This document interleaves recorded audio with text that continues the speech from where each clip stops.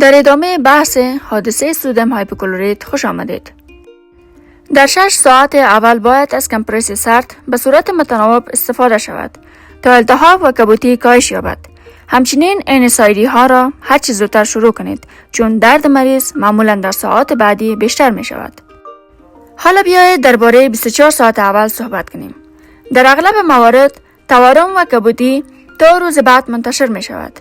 مریض ممکن است بی‌حسی یا گزگز در لب یا کمه احساس کند که نشان دهنده درگیری موقت عصب‌های حسی است.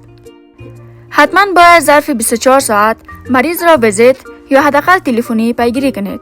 در این مرحله باید مراقب نکروز نسجی، تورم پیشاونده و درگیری عصبی یا عفونت باشید. اگر علائم عفونت یا نکروز مشاهده شد، آنتی بیوتیک شروع کنید. همچنین به مریض توصیه کنید روزانه چند بار از دهانشویی کلوروکزیدین یا آب نرم با نمک استفاده کند تا به بهبودی کمک شود.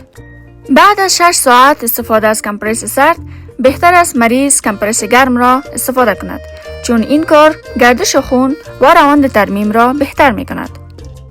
حدود 7 روز بعد باید مریض چکاپ شود. تورم کاهش می یابد اما کبودی ممکن باقی مانده باشد. ممکن قرحه یا زخم سطحی دیده شود که ناشی از جدا شدن نسج نکروزی است. در این جلسه باید عملکرد حسی و حرکتی مریض را بررسی کنید.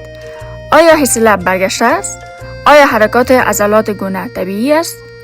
سپس حدود 3 هفته بعد یعنی در روز 21 یک ارزیابی نهایی انجام دهید. اگر ناحیه سالم باشد و هیچ نشانه ای از عفونت یا نکروز باقی نمانده باشد، می توان تداوی ریشه را دوباره ادامه داد. وقتی تداوی را دوباره آغاز کردید، کوشش کنید از سدیم هایپوکلوریت استفاده نکنید. به جای آن از محلول دیده، کلوروکزیدین یا نارمسالین استفاده کنید. اگر علائم مریض بدتر شد، مثل تورم منتشر، بی‌حسی مداوم یا علائم عفونت عمیق، باید مریض فوراً به جراحی وجه‌فک و صورت ارجاع داده شود. برای جلوگیری از حوادث هایپوکلوریت کدام کارها را باید انجام داد؟ همیشه از نیدل‌های سایت ونتیت استفاده کنید. طول کار را به رادیوگرافی و اپکس-لوکیتور به دقت تعیین کنید. هرگز نیدل را تا انتهای کانال وارد نکنید. همیشه به شرایط آناتومیک مثل اپکس باز، کانال‌های وسیع یا احتمال پرفوریشن توجه ویژه داشته باشید. و در پایان باید گفت که اکسروژن سدیم هایپوکلوریت اگرچه نادر است اما می تواند بسیار جدی باشد. تشخیص سریع، حفظ آرامش، مدیریت مرحله به مرحله و پیگیری دقیق مریض کلیدی موفقیت در کنترل این وضعیت هستند و مثل همیشه بهترین تداوی وقایه است.